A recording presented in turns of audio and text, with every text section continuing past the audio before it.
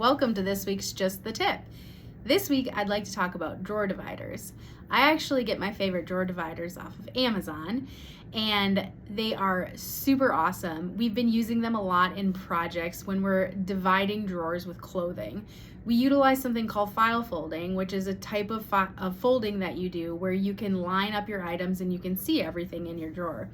Typically, when I use the drawer dividers, I like to divide up any t-shirts, also pajamas, bras, underwear, things of that nature. It really helps to containerize and categorize within a dresser drawer or any type of pull-out drawer. So we're gonna link the ones that we love to use and that we use on multiple projects. And if you'd like to up your game in your dresser organization, I'd recommend learning how to file fold and then also getting yourself some awesome drawer dividers. We'll see you next week for next week's Just the Tip.